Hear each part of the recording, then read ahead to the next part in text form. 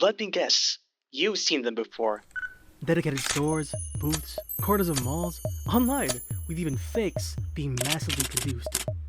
Collectibles and blind boxes have taken our world by storm these last few years. In the Philippines, however, we go way back. We Filipinos have always been maximalists.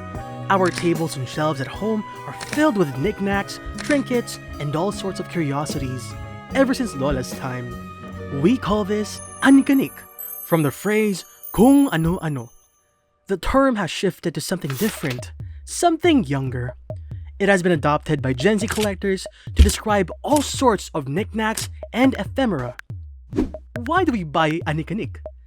There's a lot of factors, but most of what we know from studies are about marketing tactics from companies. How about the actual folks who buy them? Gen Z collectors.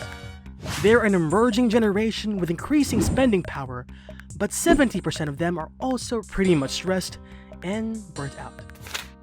We wanted to see how Gen Z collectors shape their purchasing habits, especially as a coping mechanism to relieve stress.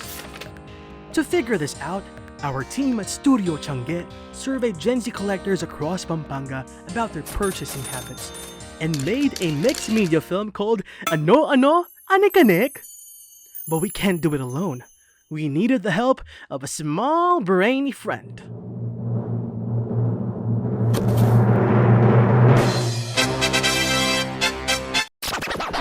Meet Timmy, a little brain.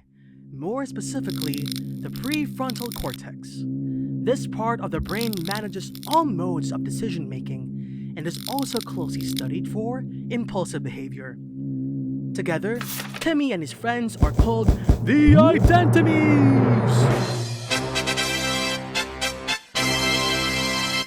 Meanwhile, in Pampanga, a college student learns about the new blind box toy called the Identities. Her friends talked about it so much, and she finally got convinced to purchase her very first blind box. Kayla represents the personal experiences of Gen Z Filipino collectors residing in Pampanga. The set of identities Kayla purchased represents 4 emotions. Red for joy, yellow for anxiety, and white for guilt, blue for burnout. These emotions are what our college student felt at the very moment, and the Timmies feel the same. After testing, we found out that our film allowed viewers, who are also Gen Z collectors, to be more aware of their object attachment to their own collectibles, which could help them be more intentional with their purchases. This is thanks to the Timmies being brought to life in a real-world mixed media background. Although it is not something as large as discovering something new or making something groundbreaking, our film aims to address how this cultural phenomenon created the want for retail therapy or spending as a stress reliever among Gen Z Filipino collectors. Overall, Ano-Ano, Anik-Anek becomes a love letter to the small things that make up who we are, but also a film that tells us that there's more than one way to cope with the troubles of daily life.